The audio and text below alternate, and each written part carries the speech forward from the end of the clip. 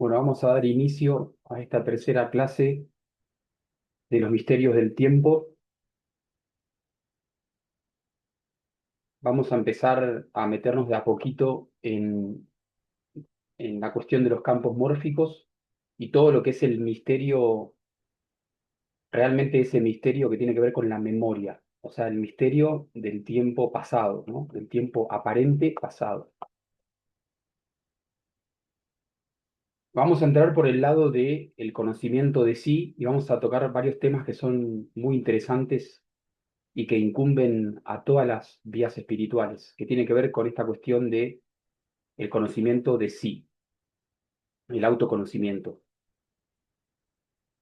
que en definitiva no es sino la, la búsqueda de la identidad, ¿no?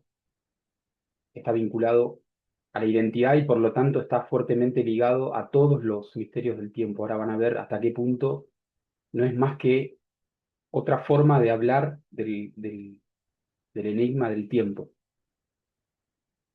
Hacia el final de la clase de hoy vamos a ir orientándonos y vamos a dar unas pinceladas iniciales de los campos mórficos y ya la clase que viene nos metemos de lleno en todo lo que es campos mórficos, lo que se sabe a nivel científico, lo que se ha hipotetizado, y vamos a ver todas las definiciones y todas las implicancias y luego todo el desglose que ya hoy se los voy a presentar, eh, que son las distintas capas que tiene aparentemente el campo mórfico.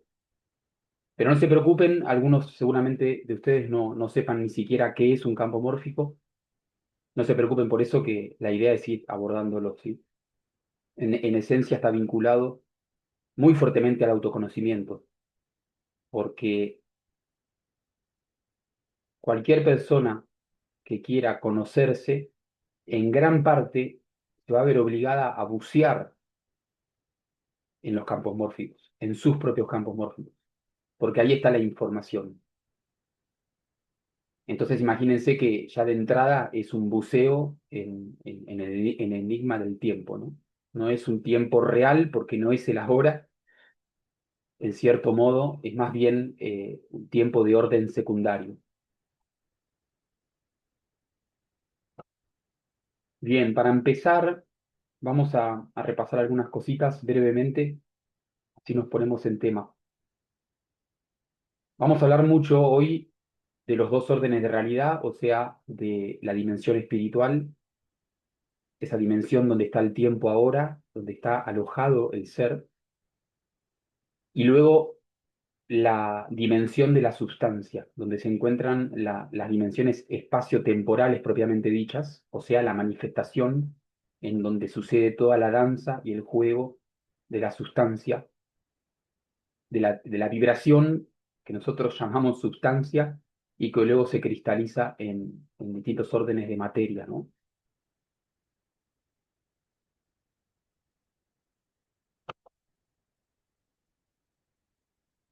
Para empezar, si algo define a cualquier camino espiritual, como pronto se les va a hacer muy patente, eh, engloba dos grandes cuestiones. Una, que el camino espiritual abarca o debería abarcar el misterio del tiempo trinitario, o sea, tiene que abarcar todas las dimensiones más fundamentales del tiempo que hemos visto, o sea, la aoridad, la circularidad o linearidad y la espiralidad. Y en segundo lugar, lo que caracteriza una vida espiritual es que justamente por abarcar todas las dimensiones de la realidad temporal, da resultados, ¿sí? O sea, ¿qué significa que da resultados? Que eso vamos a hablar bastante también hoy y obviamente la clase que viene, mucho, vamos a hablar mucho de esto. Debe iluminar, liberar y o desarrollar. Y estos tres términos no están elegidos al azar. Después se les va a hacer patente que se relacionan muy estrechamente con cada una de las tres dimensiones del tiempo, ¿sí? Debe liberar de la circularidad, debe desarrollar la espiralidad y debe iluminar en la auridad. ¿Sí?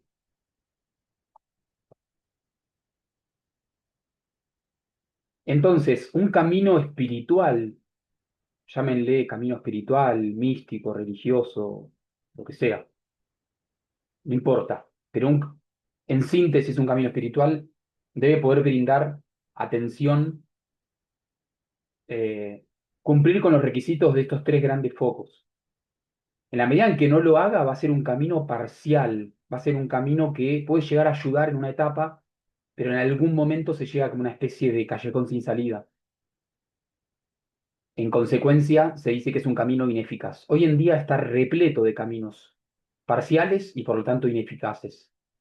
Pero se supone que todos los verdaderos caminos espirituales, en algún momento, sobre todo al principio, han tenido el mapa completo. Entonces, ¿qué tiene que brindar? En primer lugar, lo pongo en primer lugar no porque sea necesariamente lo primero, ¿sí? No, no es tan así. Simplemente son tres cositas. En primer lugar, estudio, conocimiento y todas las técnicas o las metodologías para abordar los condicionamientos adquiridos. Llámese la sombra, lesiones psíquicas, traumas de infancia, heridas del alma o como le quieran llamar. O sea, material no metabolizado, no digerido, no concientizado, que evidentemente está en algún lugar.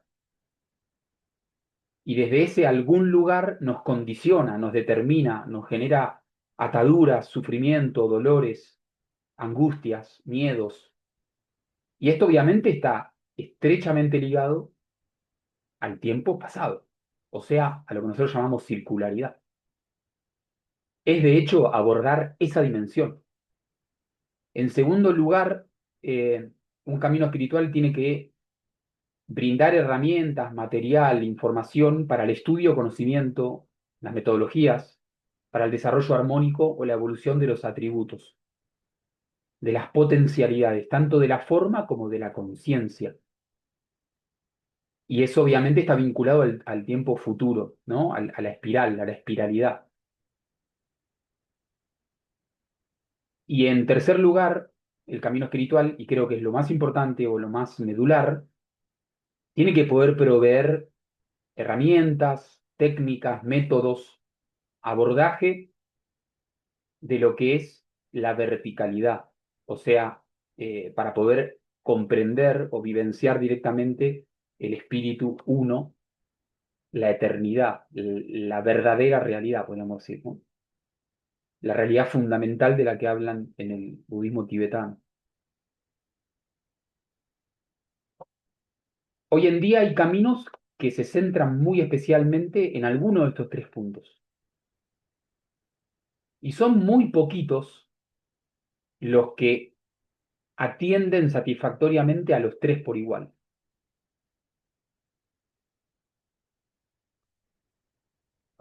Entonces, fíjense que la espiritualidad siempre ha sido, es y seguirá siendo por siempre jamás la forma en que el ser humano conoce, integra y despliega el misterio del tiempo completo en su propio ser. De hecho, podríamos decir que espiritualidad es interesarse por los misterios del tiempo, ni más ni menos. Vamos a ver los tres grandes vicios o los tres grandes desvíos o problemas que se presentan cuando no se abarca alguna de estas dimensiones del tiempo. No me voy a extender mucho en los ejemplos, pero ustedes mismos también van a poder encontrar ejemplos típicos o icónicos de la omisión de alguna de las dimensiones del tiempo en un camino. Y recuerden que muchos caminos que hoy han omitido alguna dimensión o la han dejado como demasiado olvidada, y apenas le dan bolilla, muchas veces en algún tiempo del pasado le han dado bolilla, pero es como que han eh, perdido su metodología completa. El vicio número uno lo podemos definir como verticalidad sin las otras dos dimensiones. O sea, es un camino con verticalidad o que presume abordar la verticalidad, más allá de que lo logre o no lo logre, no importa. Es verticalidad sin espiralidad y eh, sin circularidad. Acá el ejemplo más clásico es las vías que son extremadamente, como podríamos decir, trascendentales, ¿no? Entonces, desechan todo lo demás, desechan los órdenes secundarios, los consideran que son incluso no son necesarios, y sin importar ni siquiera el proceso en el que puede llegar a estar una persona que se acerca a este camino y las necesidades reales que pueda tener, simplemente le dicen, bueno, la única forma de liberarte y de trascender y de superar todo y de ser feliz es meditar, ¿no? La meditación es el caso icónico. Algunas ramas de budismo cometen este vicio, algunas ramas del hinduismo, algunas ramas también del islam. Entonces, desatienden cualquier otro abordaje, no tienen metodologías de conocimiento de las emociones negativas, de los núcleos conflictivos, de la psique, de los traumas de infancia, de los condicionamientos culturales. Todo eso como que no importa. O si le dan un cierto abordaje, es extremadamente periférico no tiene una metodología concreta, ¿no? Entonces termina no sirviendo. Entonces, en este caso se pone el 100% de la energía en este aspecto que mencioné en tercer lugar, o sea, en la verticalidad, y se le da poco o nada de atención a los misterios de la circularidad y la espiralidad. Esto muy a menudo termina jugando a favor de la consolidación de la prisión psicosomática.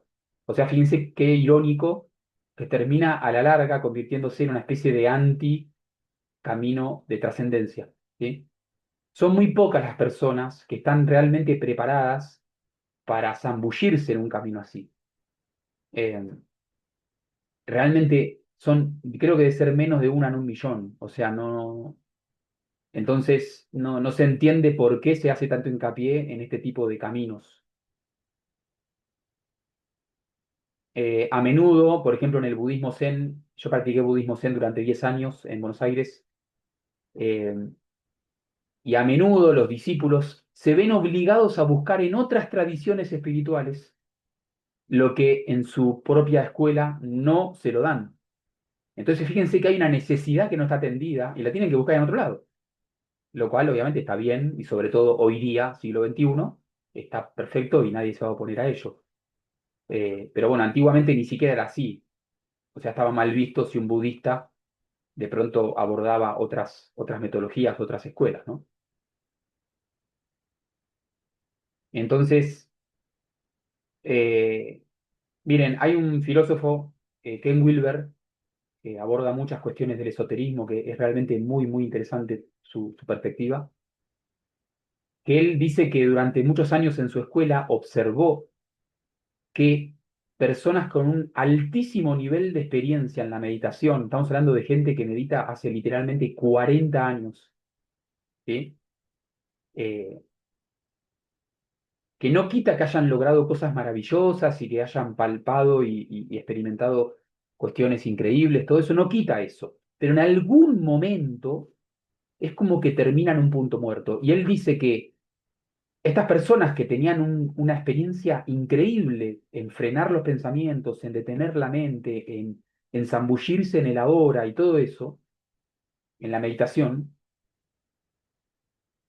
sus vidas eran un caos y eran esencialmente infelices. Entonces le decían a él, la verdad que no entiendo qué pasa, porque yo la verdad que estoy haciendo todo, estoy meditando 3 horas por día desde hace 40 años, la verdad no entiendo cómo puede ser que cosas tan básicas todavía me estén trastornando, a pesar de tanto control que yo pongo, etcétera, ¿no?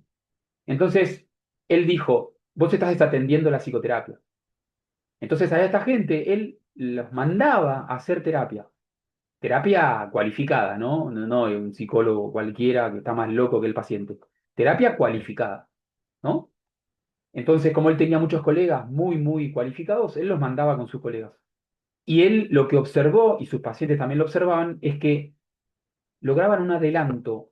En 3 meses lograban un adelanto que no habían logrado en 40 años de meditación, ¿no? En su vida, en su ser, en su día a día, en todo. Entonces, ¿qué significa esto, no? Una anemia de atender la circularidad y o la espiralidad y lo que tenemos acá, el vicio uno. ¿Está bien? Ahí yo les di un ejemplo.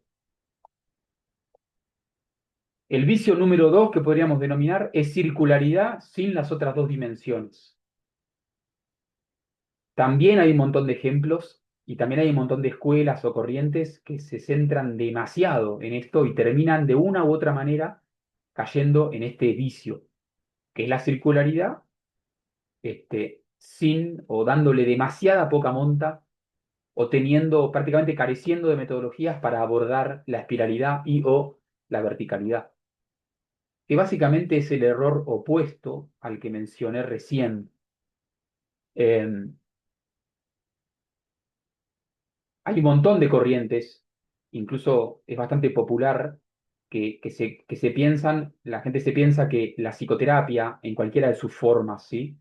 Sea que hagas psicoanálisis o terapia Gestalt o biodescodificación, constelación familiar o lo que sea, no sé, pero todo tipo de abordaje de tus conflictivas y de bucear en tu pasado y todo eso, eh, en las memorias, en los condicionamientos, en todas esas cuestiones, lo consideran como una panacea espiritual. O sea, eso es todo lo que hay que hacer para simplemente lograr todo, la felicidad, la plenitud y todo, ¿no? Entonces se le pone un hincapié excesivo a esa dimensión. ¿Se imaginarán en qué termina esto? Al principio sirve, por supuesto que sirve. Es más, puede servir por varios años. Pero le va a pasar algo similar a lo que le pasó a nuestro amigo anterior de los 40 años meditando. Gente que dice, yo estoy hace 30 años o 40 años, pasé por todo tipo de terapeuta, pasé por todo tipo de terapia, hice regresión a vidas pasadas, hice todo, todo, todo, todo, todo. Carta natal, constelación, todo, todo, todo. Ya no sé qué más hacer. Y si me sincero, tengo que reconocer que no, que hay algo que no satisface, hay algo que sigue igual que siempre. Em, entonces acá se está incurriendo en el error contrario, se está desatendiendo otras dimensiones. En tercer lugar, y por último, tenemos el vicio de la espiralidad sin las otras dos dimensiones, o sea, la espiralidad sin verticalidad y sin circularidad. O con tan poco de eso otro que la verdad que no tiene ningún, ninguna eficacia. Acá yo traigo dos términos que son el bienestarismo o el perfeccionismo, la obsesión por el desarrollo, por el incremento perpetuo de las facultades y los atributos humanos. Hay un montón de ejemplos, ahora les he mencionado un par, pero todo lo que tenga que ver con tener más vitalidad, inteligencia, amor, poderes mentales, lo que sea. Y todo ello es como la panacea, ¿no? Y cuando finalmente logres desplegar todos los poderes que todavía no desplegaste, y para desplegarlos tenés que hacer esto, esto y esto, recién entonces vas a lograr la tan ansiada plenitud y la paz y qué sé yo. Entonces acá es como que está muy enfocado en el tiempo futuro. En algunas escuelas de yoga, la obsesión de esta clase es muy característica. Entonces persiguen una zanahoria eterna de la supuesta perfección espiritual que supuestamente su gran gurú, o que a menudo ni siquiera conocieron porque se murió hace 200 años, supuestamente logró y que prácticamente se había deshecho de su cuerpo físico y todo eso.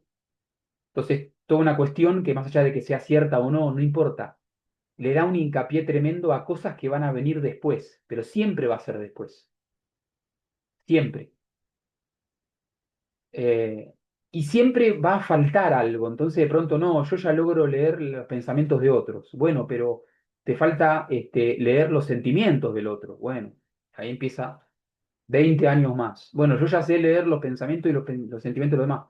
Bueno, pero te falta controlar la realidad. Bueno, empiezan a controlar, bueno, todo así. Algunas escuelas de magia están muy, muy, muy obsesionadas con esto. Hay algo que a mí siempre me llamó la atención y que suelo criticar, porque a mí me encanta también criticar bastante, es esto de el fanatismo por la abundancia. Yo no sé, hay como una extraña idea fija por la abundancia. Este, como no sé, como si, o sea, yo entiendo que el universo es abundancia y qué sé yo, pero eh, si vos te perdés en un desierto sin comida y sin agua, va a haber abundancia de arena. Entonces, digamos, la abundancia por sí misma, no sé por qué tendría que ser un objetivo el tener infinito de algo. Si no es suficiente con un poco. Bueno, entiendo que eso tal vez busca corregir la mentalidad de, de escasez, ¿no? De mediocridad y todo eso. Entiendo que tal vez busca corregir eso. Pero en algún momento se terminan desbancando hacia el lado opuesto y termina convirtiéndose en un fanatismo por siempre más, siempre más, siempre más. Y dada la condición humana, es como que nunca vamos a tener suficiente. Nunca, nunca, nunca, nunca. Entonces acá nos perdemos en estas espirales infinitas y perdemos todo asidero con la auténtica paz. Y también nos olvidamos de conocernos, porque si vos te olvidás de la circularidad, si vos no atendés tus condicionamientos provenientes de la memoria, es probable que vos estés embarcado en un montón de espirales infinitas, simplemente porque te falta destrabar un condicionamiento obstructor. ¿Entienden la sutileza? Entonces es importante llevar todo de la mano, todo de la mano.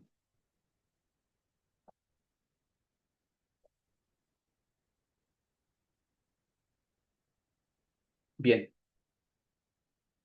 Por lo tanto, con estos ejemplos que les di de lo que son los ejemplos, digamos, los ejemplos típicos de excesiva preponderancia en una sola de las dimensiones, que a menudo hasta terminan olvidando por completo las otras dos. Hay un montón de variantes, ¿no? Hay un montón de niveles de esta omisión, pero son caminos espirituales parciales.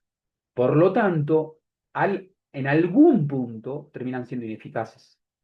No quita que sirvan durante un tiempo y eso también puede llegar a ser útil, ¿no? Decir, bueno, a mí me sirvió, a mí me dio lo que me tenía que dar, ¿no? Como el ejemplo que les di del budista que le recontra sirvió y después, bueno, cuando necesitó sondear otras cuestiones, tuvo que ir a buscar a otras escuelas. En alguna época el budismo abordaba las tres cosas por igual y en un equilibrio sano, de acuerdo a las necesidades vivientes de cada uno que se acerca al camino.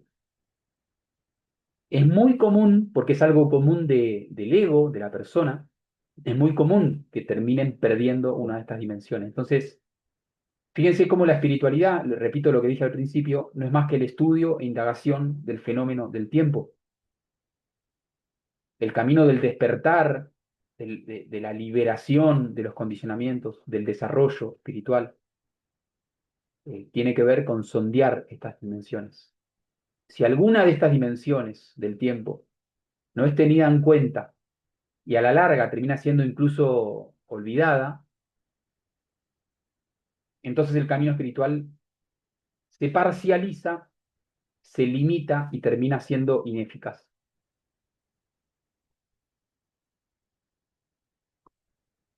Y acá entramos en un tema que va a ser el foco de hoy y también vamos a meternos de lleno en la clase que viene cuando hablemos a pleno de los campos mórficos.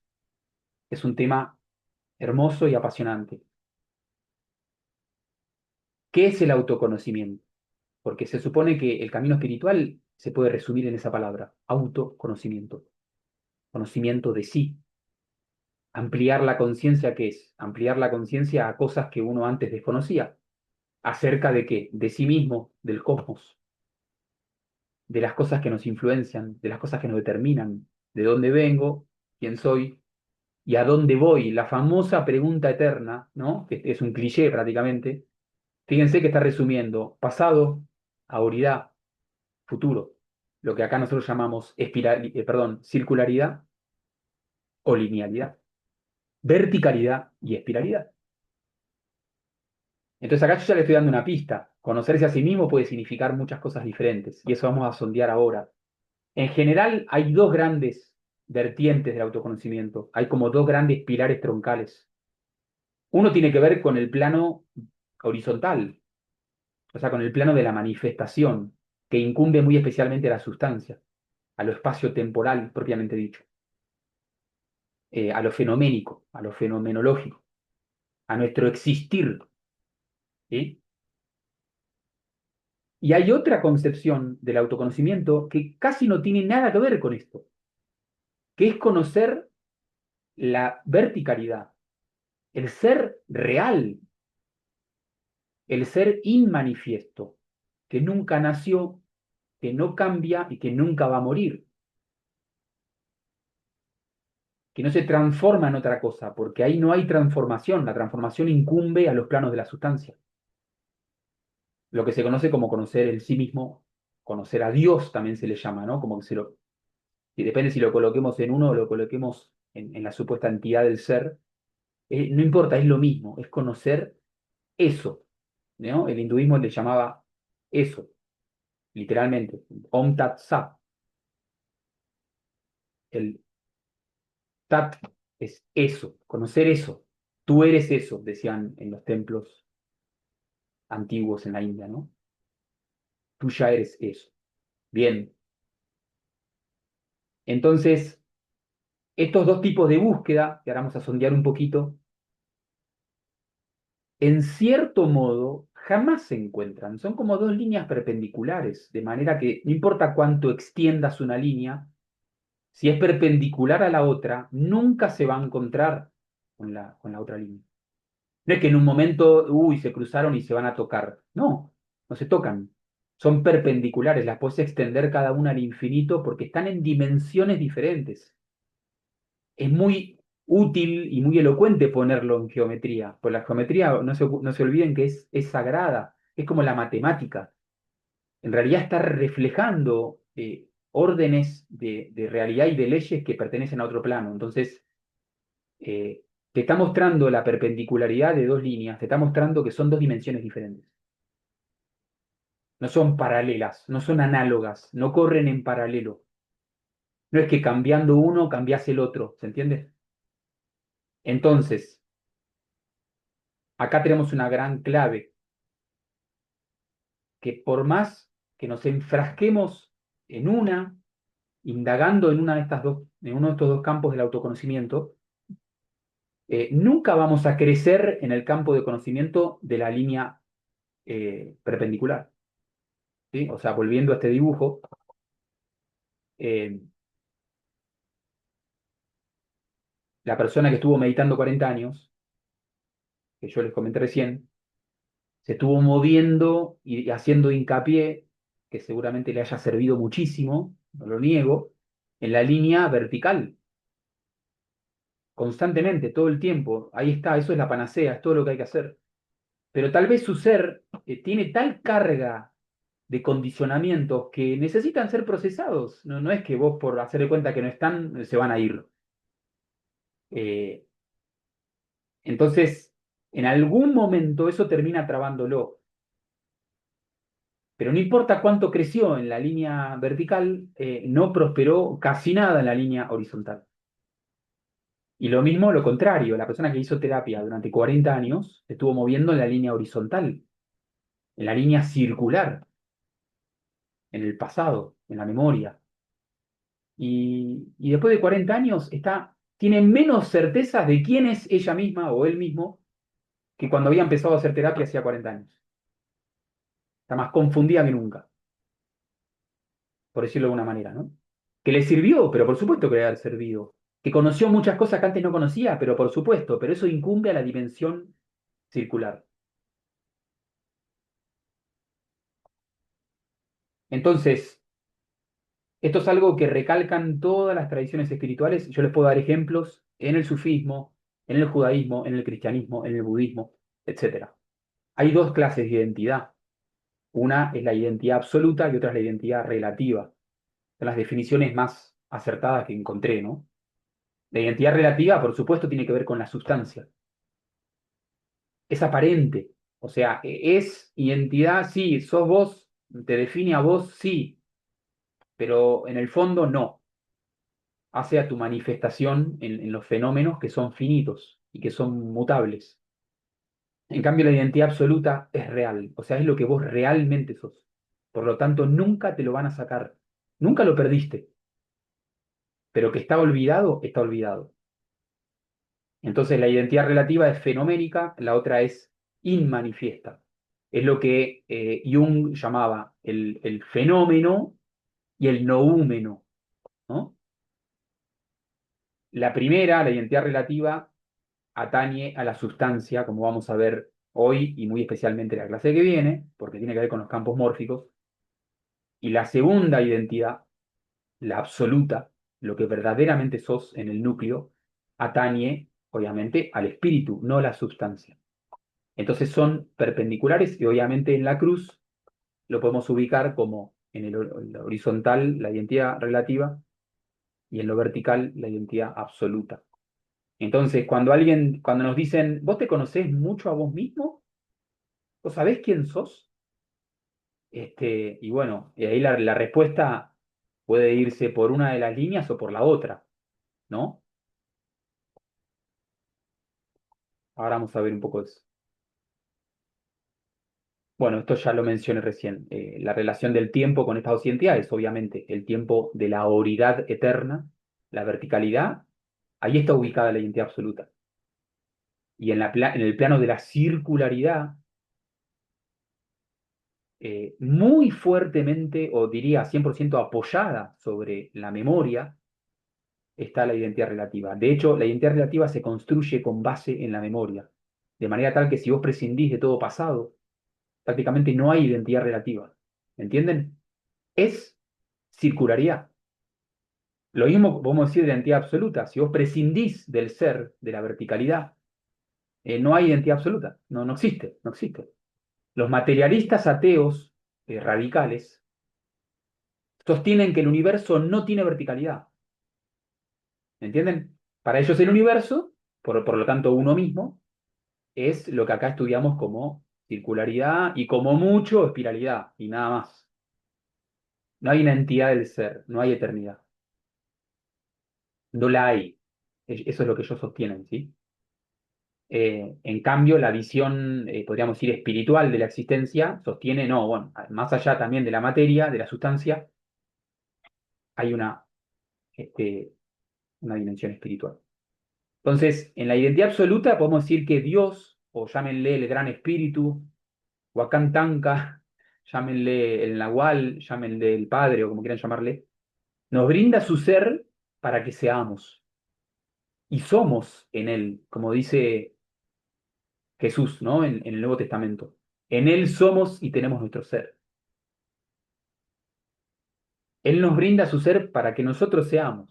Y eso es uno de los grandes misterios, de los cuales no se puede decir nada. El misterio. En el plano de la identidad relativa, o sea, en el plano de la sustancia, en el plano de la circularidad, Dios, o podríamos decir la diosa, si quieren, la madre, la gran mater, nos otorga la sustancia para que nos organicemos y existamos, y para que despleguemos nuestra danza. Fíjense qué lindo, ¿no? El universo en realidad es un milagro infinito y eterno, y nosotros somos tan ciegos que día a día no lo vemos, o son muy escasos los instantes de nuestro día que lo vemos, ¿no? No quiero generalizar, capaz que ustedes están en otro punto, ¿no? Capaz que ustedes sí lo están viendo a menudo y hacia allá vamos, hacia allá tenemos que ir. Pero fíjense qué lindo, ¿no? Dios nos brinda su ser para que seamos el Padre, ¿no? La Madre o Dios o la diosa es lo mismo, nos otorga la sustancia para que nos organicemos y existamos. Acá ya estamos empezando a ver, bueno, ahora entiendo por qué existe la circularidad, por qué existe la memoria, por qué la sustancia se organiza con base en la memoria. Pero hay un tema acá, y esto lo vamos a sondear la clase que viene. che, evidentemente no es todo color de rosa, porque si no, créanme, o sea, ustedes saldrían a la calle día a día y no verían la locura que ustedes ven, que vemos. Y también basta con observarse a sí mismo y ver todo lo que uno carga y ver, ¿no? O sea, ser sincero con uno mismo para ver que en realidad no es todo tan color de rosa. Entonces, ¿qué pasa? Lo que pasa es que tenemos un vínculo extraño con la memoria y hay cosas que elaborar, hay cosas que sanear, ¿sí? Entonces, ahí es donde entra la importancia de conocer el misterio del tiempo circular, no solo la verticalidad. ¿Vieron el famoso New Age, así como barato, que simplemente con repetir todo el tiempo está todo bien, está todo bien, está todo bien, amor, amor, om, y ya está? ¿Vieron ese cliché?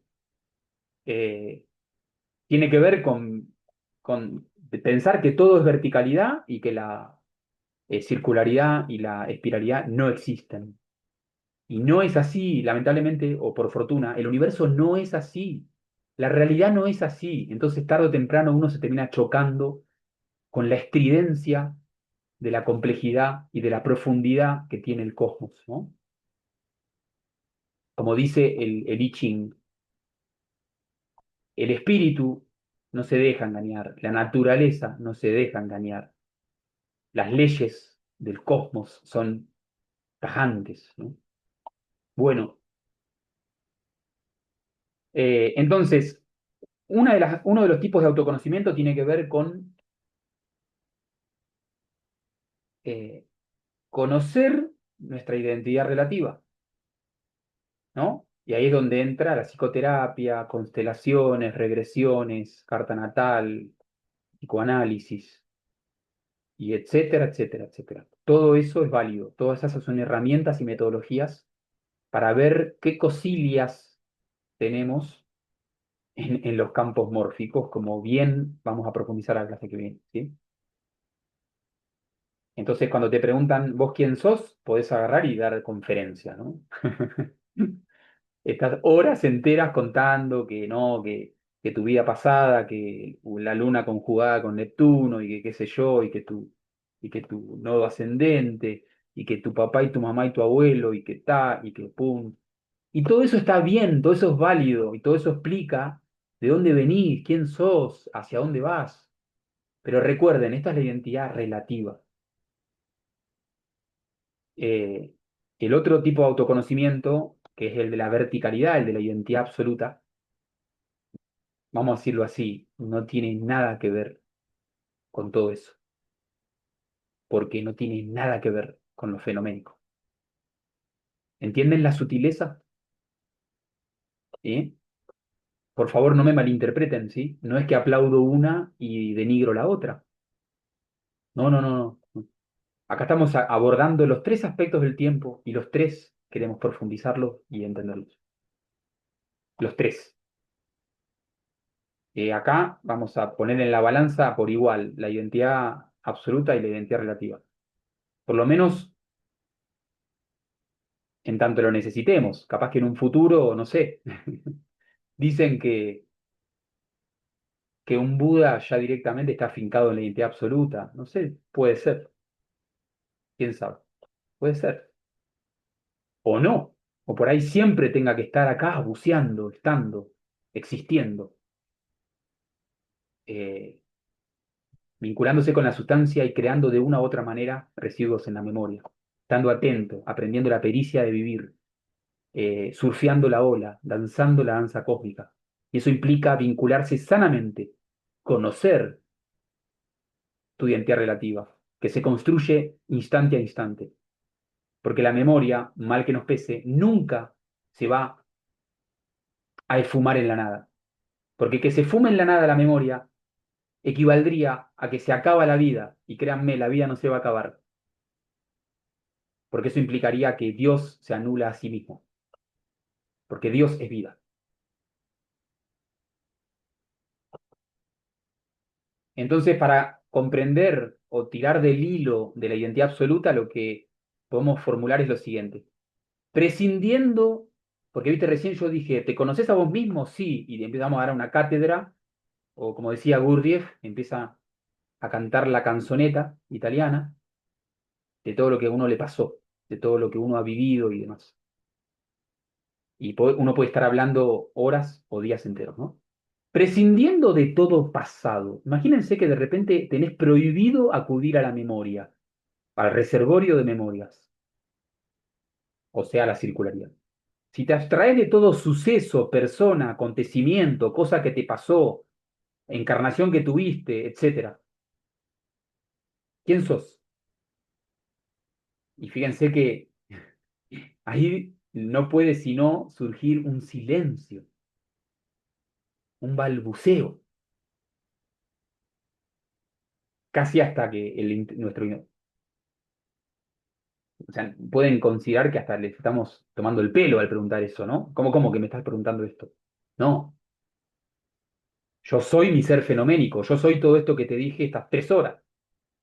Y nosotros decimos, no, esa es tu identidad relativa, está tu identidad absoluta. Bueno, esta pregunta, una pregunta muy interesante, que tiene que ver con la otra faceta del autoconocimiento. Entonces, fíjese como que una persona puede o conocerse un montón, pero en el fondo no se conoce para nada, ¿no? Y en los dos sentidos, ¿sí? Nuestro amigo que meditaba hace 40 años y era un capo total de la meditación, ¿eh? O sea, realmente. Y tal vez vos le decís, ¿cuál es la herida familiar que te condiciona y que arrastras? Y que determina esto y esto y esto tuyo. Y no te sabe responder, ¿no? Entonces ahí tenemos el error opuesto, el balbuceo opuesto. ¿En torno a qué miedo se han construido tus encarnaciones pasadas? Y de nuevo balbucea.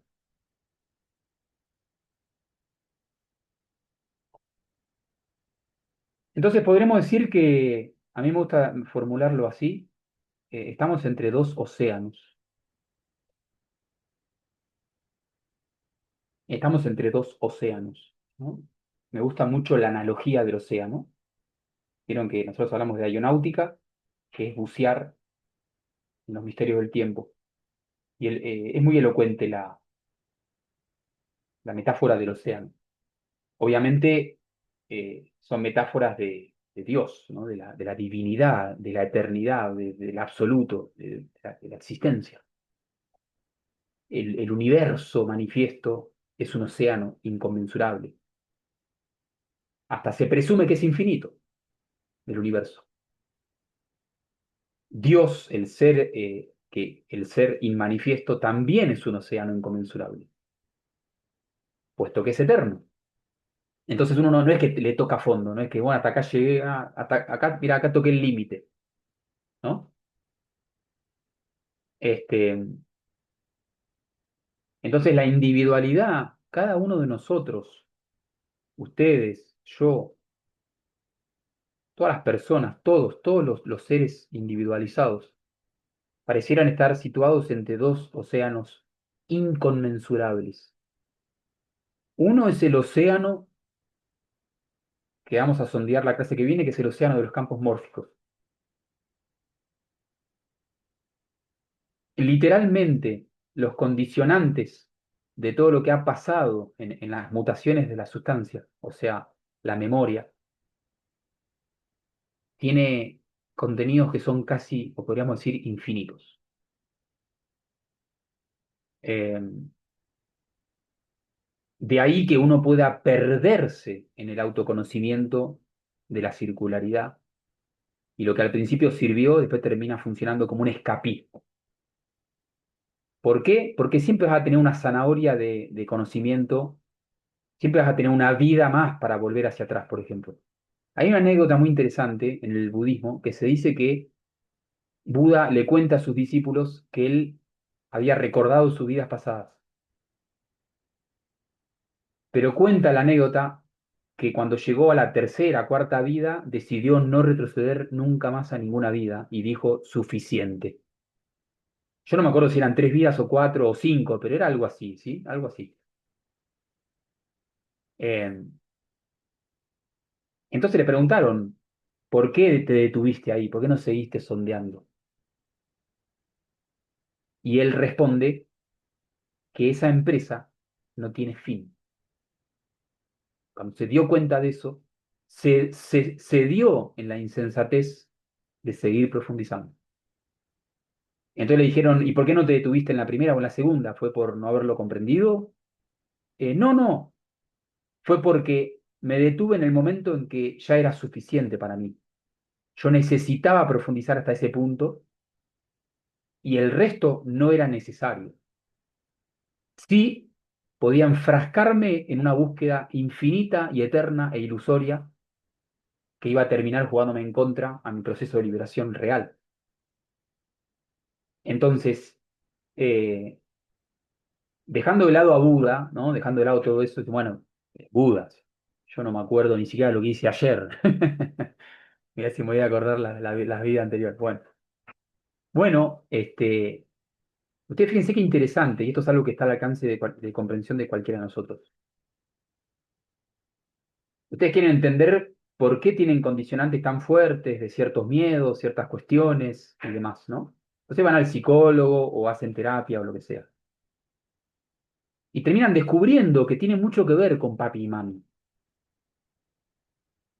Eh, ¿No? Tiene mucho que ver, mucho, demasiado, todo, todo. Eh, pero si uno sigue tirando del hilo, encuentra dos cosas. Una, que papá y mamá no fueron los victimarios, ¿viste? Los culpables de todo, no. Ellos estaban respondiendo de la mejor manera que pudieron a, eh, a condicionantes que a ellos mismos les habían impuestos cuando eran criaturas chiquitas, inocentes y frescas, niñitos de 2, 3, 4 años, 5 años, completas ternuras inocentes, como nosotros lo fuimos. Entonces ahí decimos, uy, mirá vos los abuelos, ¿eh? Entonces vamos, los culpables son los abuelos. Pero este aquí que no. Si seguimos tirando del hilo, vamos a encontrar que nuestros abuelos alguna vez fueron niñitos, inocentes, frescos, con la mirada cristalina, que sufrieron heridas terribles, que la guerra, que esto, que lo otro, que abuso, que violencia, que violación. Y vaya uno a saber qué más. Mucho dolor, mucha angustia que llevó a que formaran un mecanismo defensivo que después terminó convirtiéndolos en victimarios de nuevos traumas para sus hijos, etcétera, etcétera, etcétera. Entonces, esta empresa no termina nunca más. Este hilo, o sea, este hilo es infinito. No es que van a llegar un momento y decir, che, ahí está, encontré el culpable. ¿Quién era? Era un ancestro mío del año 855 a.C. No, no van a llegar a ese punto, porque así no funciona la sustancia. Porque la sustancia no puede ser explicada en su propio plano, en su propia dimensión. Es un círculo,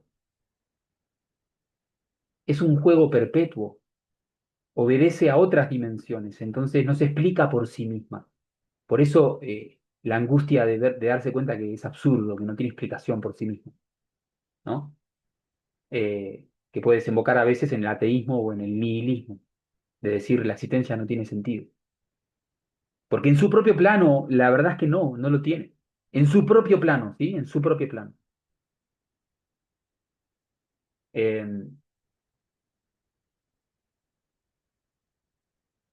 Ese es el océano de la manifestación, el océano de la sustancia, el océano del tiempo lineal, ¿no? Que en realidad es circular. Además, suponiendo que ustedes lleguen de pronto, no sé, al Big Bang, ¿no? Llegué al Big Bang. Hay una anécdota muy linda que cuentan que Rumi, un gran místico árabe, bueno, árabe o persa, no me acuerdo, pero es por ahí, ¿no? Tiene que ver con el sufismo, con la parte esotérica del Islam.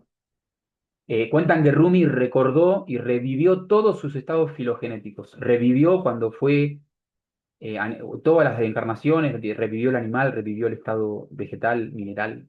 Dice que llegó a la nebulosa de hidrógeno, al estado primario de la sustancia. Vamos a hablar de este caso de Rumi en otra clase cuando hablemos de los campos mórficos, ¿sí? Pero acá tenemos lo mismo, o sea, ustedes llegan al supuesto Big Bang, que encima no se sabe ni si existió. Supuesto. Bueno. Y van a tener que antes de eso hubo otro universo. Oh, otro más. Y después otro y otro. Es infinito. Es un océano inconmensurable. Con respecto a la dimensión vertical pasa lo mismo. ¿Sí? Es un océano inconmensurable. Entonces, acá yo les dejo una reflexión, ¿no? Cuanto más buscamos, a veces, más huimos. El tiempo manifiesto y sus gigantescos campos mórficos, dentro de campos mórficos hasta el infinito, es tan vasto que nos proporciona un pretexto inagotable para no ir al centro, para no dar en el blanco.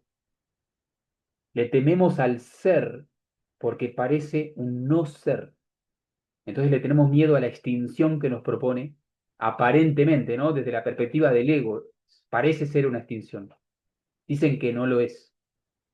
Es la vida pura e eterna, infinita. ¿Cómo va a ser la extinción?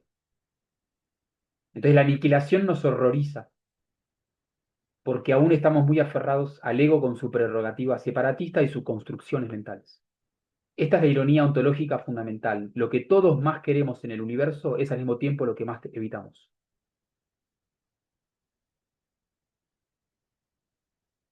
Entonces, para ir cerrando este encuentro, yo les voy a dejar una introducción de campos mórficos y la clase que viene nos vamos a meter de lleno en todo el misterio de lo que yo llamo el hexagrama de los campos mórficos, que son tres aspectos eh, que hacen a la historia personal y tres aspectos que hacen a la historia colectiva. Detrás de los campos mórficos está la clave para comprender la memoria y por lo tanto el pasado. Así que imagínense que es re importante comprender cuidadosamente todos los misterios relacionados con el campo mórfico. Y es mucho lo que podemos sacar de acá, va a ser mucho lo que podamos sacar de acá. ¿Sí? Mucho, mucho, mucho. Es muy necesario, es muy útil, tiene que ver con entender la circularidad. Pero fíjense que si nos metemos en todo esto sin haber hecho todo lo que hablamos hoy en esta clase, o incluso sin tocar los temas que tocamos en las clases pasadas, puede convertirse en un escapismo, puede convertirse en un extravío de una vía que se extralimita en ese vicio de estar centrada en la dimensión circular con excesiva preponderancia, olvidando las otras dimensiones, ¿no? Acá vamos a hacer todo de manera contextualizada, de manera lo más equilibrada posible, ¿sí? Entonces, la sustancia se organiza. La sustancia es el cosmos, es todo lo que existe, ¿sí? Sea un pensamiento, un sentimiento, el éter vital, la vitalidad, la energía o la materia, el agua, el aire, la carne, la madera, el pasto. Toda la sustancia cósmica se organiza gracias a la acción de la memoria. Lo que organiza la materia es la memoria. Y esa es la hipótesis de los campos mórficos que ya está formulada por varios científicos, ¿sí? Pero no es el misticismo. Vamos a hablar de esto la clase que viene. Esa memoria se postula que está alojada en lo que se conoce como los campos mórficos. Los campos mórficos se definen muy brevemente como campos inmateriales de influencia. ¿Vieron los campos electromagnéticos? Bueno, también son campos. No los podemos ver, no los podemos tocar, pero créanme, existen. Existen. Digamos, no hay duda al respecto. Bueno, lo mismo pasa con los campos mórficos, o sea, dicen, mira, no lo podemos ver, no lo podemos tocar, y hasta los materialistas llegan a dudar de su existencia, pero existen, se pueden entender, se pueden estudiar, y tienen leyes inherentes, tienen formas de funcionamiento, ¿sí? Eso es lo que vamos a tratar de sondear en estas clases. Entonces, son campos inmateriales de influencia, cuya información alojada en ellos ejerce justamente influencia constante sobre las formas vivas. De manera que ninguna forma viva, organizada, ordenada, estaría ordenada y organizada si no fuese por la información que le suministra eh, el campo mórfico. ¿Sí? Entonces, toda forma tiene su campo mórfico. Toda forma tiene memoria. Si no, no sería forma. Eso ya lo hemos dicho la clase pasada. De manera que todo lo que vemos, todo lo que está manifestado, es de alguna manera pasado. es lo que fue, se apoya en la memoria. Obvio, se sigue transformando, sí, sigue generando instante a instante nuevos materiales que se alojan como información en los campos mórficos. De manera que a medida que va pasando el tiempo, o sea, van avanzando los procesos de transformación de la sustancia, el campo mórfico va engrosando la cantidad de información que tiene. Vieron qué sutil que es, porque a veces caemos en la ilusión de creer que el tiempo lineal existe. No, no existe el tiempo lineal. El pasado no existe, no estamos yendo a ningún lado. Pero sí existe la memoria, que va registrando. Después vamos a ver la clase que viene hasta qué punto la memoria está vinculada a la conciencia. Va registrando las transformaciones de la sustancia, de manera que van condicionando la forma de la sustancia y va ayudando a que se organice. Podemos tener un vínculo patológico con la memoria. Y esa es la raíz, yo les diría, de todos nuestros problemas psicológicos. O de casi todos, como digo, de casi todos. Entonces, fíjense qué importante que es entender esto, entender el tiempo, entender la circularidad, entender todo eso, hacerlo translúcido, hacerlo inteligible. Vamos a meter la clase que viene de pleno en los campos mórficos.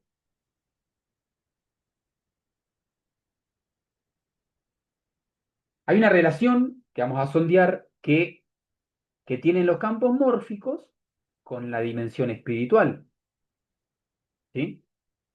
Una relación muy especial que explica muchas de nuestras cuestiones, muchos de nuestros problemas, muchas de nuestros obstáculos espirituales, podríamos decir, ¿no? Los campos mórficos, con sus poderosos e invisibles atractores psicoanímicos, ejercen sobre el individuo un efecto de desenfoque respecto de la dimensión vertical. La conciencia siente el influjo poderosísimo circular que arrastra hacia la sustancia, que arrastra hacia la información que viene del pasado. Entonces los campos mórficos terminan reclamando demasiada atención, formando poderosos centros gravitatorios que sustraen de la hora. De manera que la conciencia, podríamos decirlo así, ¿no? Es 100% información que viene de los campos mórficos, 0% ahoridad. Lo que Gurdjieff le llamaba recuerdo de sí. O sea, 0% recuerdo de sí, 100% identificación. Patanjali lo define clarísimo. Esta es la fuente de todo sufrimiento humano. Todos los ríos de las aflicciones, los kleyas del sistema yógico, son ríos que vienen de esta gran sede. ¿Sí?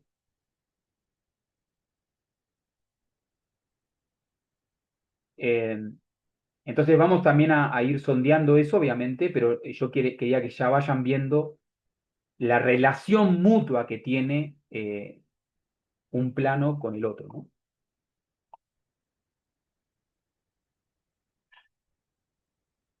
Lo que se denomina personalidad o ego es una cierta narrativa autosustentada, lo que se conoce en el nahualismo o en la toltequidad, como le llaman, o sea, el contexto tolteca, la historia personal.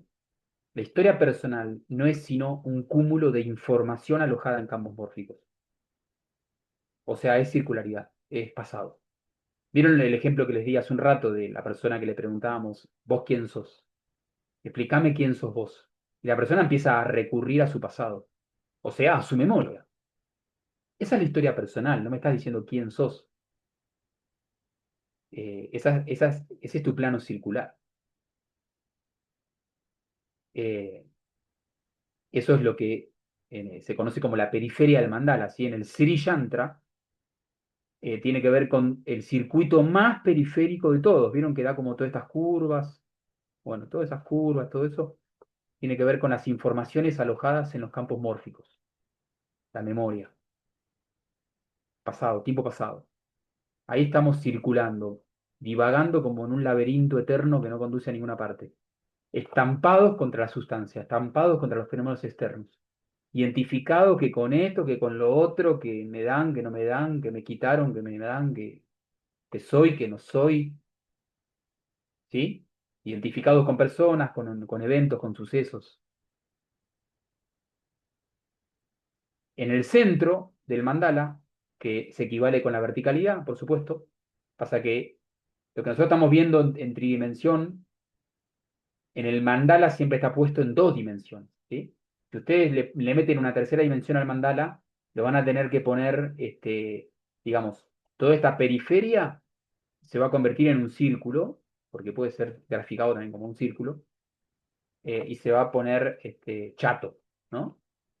Y luego esto va a adquirir profundidad, relieve, y vamos a tener un eje central que va a ser una línea vertical que atraviesa todo, que se va a corresponder con el centro del mandala, el famoso punto bindu o punto bindú.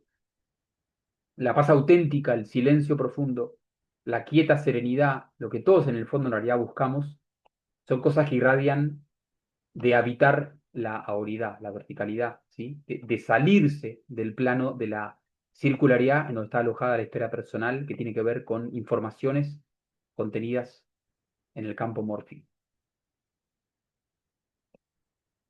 Por último, y acá ya me despido, esto es una pinceladita de todo lo que vamos a dar la clase que viene. Eh, yo armé esto después de varios años de estar enfocando el tema, reuniendo información, observaciones, lo que opinan otros investigadores, etcétera, etcétera, etcétera. Y termino como englobando esto que yo llamo el hexagrama de los campos mórficos. Acá la sigla CM, obviamente, es campo mórfico, ¿sí? Entonces, eh, vamos a meternos de pleno en esto la clase que viene, pero a grosso modo entiendan que hay campos que nos condicionan, y vamos a ver ejemplos bien concretos, y también les voy a dar tareas para que hagan en casa, o sea, les voy a dar tareas personales para que ustedes sondeen en la semana, en su propia observación, y después en la clase siguiente, cuando termina la clase, vamos a cada uno contar lo que descubrimos, y seguramente vamos a enriquecernos mutuamente, ¿no? Con, mirá, yo observé esto, esto y esto. Entonces vamos a hacer trabajos prácticos que ustedes me van a tener que traer. Yo también voy a traer mi propio trabajo práctico, obviamente, para ver ejemplos de lo que vamos a estudiar la clase que viene. Entonces vamos a ver que hay campos de influencia en donde está grabada la información de especie y que determinan por qué somos como somos. Lo mismo con los campos de raza, lo mismo con, los campos con el campo de cultura o sociedad. Y esos campos son compartidos con otra gente. De manera que yo soy sorprendentemente parecido en estos condicionamientos de otra persona que ni conozco, ¿no? Porque estamos sometidos al mismo campo mórfico. Por lo tanto, esa influencia nos determina, ¿sí? Son como círculos concentros de campos de influencia. Y cada uno tiene como una extraña ley propia, de manera que actúan individual y colectivamente, al mismo tiempo. El cúmulo de todo esto determina esa complejidad de las reacciones que tenemos y de cómo nos definimos, cómo somos, cómo actuamos, cómo existimos, qué pensamos, qué sentimos, qué actitudes tenemos, qué conductas tenemos, qué hábitos tenemos. ¿Está bien? ¿Hábito qué es hábito? Es memoria, es pasado. Eso es hábito, ¿no? Y después tenemos el trigrama del yo que hace a una historia que es individual, porque cada vez es menos compartida con otros. Entonces yo tengo mi historia personal que me pasó solo a mí, pero que está alojada en una memoria que es personal, que es mía, y que no comparto esos contenidos y esas influencias con otra persona, ¿sí? Tenemos una memoria familiar, que es lo que se estudia, por ejemplo, en las constelaciones, que no se puede negar que existe, ¿no? No se puede negar. Hay una órbita que nos hizo, de hecho, encarnar en determinada familia por afinidad kármica. ¿Y qué es afinidad kármica? Acá vamos a hablar en la clase que viene de la resonancia mórfica. Entonces hay leyes que trabajan acá, leyes bien concretas que tenemos que conocer, ¿sí? Que explican la memoria, que explican lo que determina, que explican los conflictos de los cuales no podemos zafarnos y que nos hacen repetir siempre lo mismo, ¿sí? Y por último tenemos el campo mórfico del alma, ¿sí? Yo le puse campo mórfico álmico, eh, que por ejemplo se sondea y se estudia cuando hacemos la carta natal, por ejemplo, o cuando hacemos regresiones a otras vidas. ¿Dónde está esa memoria? ¿Qué determina que vos cristalices determinada carta natal? Que nazcas en determinado momento. Y justamente el contenido de la memoria alojada en los campos mórficos del alma, las famosas vidas pasadas. De manera tal que el trigrama del yo y el trigrama del nosotros conjugados explican todo lo que somos en el plano de la horizontalidad, o sea, en el plano de la identidad relativa. Acuérdense de eso, acuérdense de todo lo que vimos antes y si hace falta vean esta clase de nuevo para no olvidarse de esos conceptos y después no perdernos en este océano infinito de los campos mórficos la clase que viene. Y esto nada tiene que ver con la identidad absoluta que está interpenetrándolo todo el tiempo, porque es lo que realmente somos. Bueno, muchas gracias. Esto fue todo. Vamos a continuar grabando como prometí la clase pasada. Este, a ver si surgen algunas charlas interesantes. No se sientan obligados tampoco a compartir o a charlar, eso según como ustedes quieran. Pero acá damos por concluida la clase, ¿sí? Muchísimas gracias.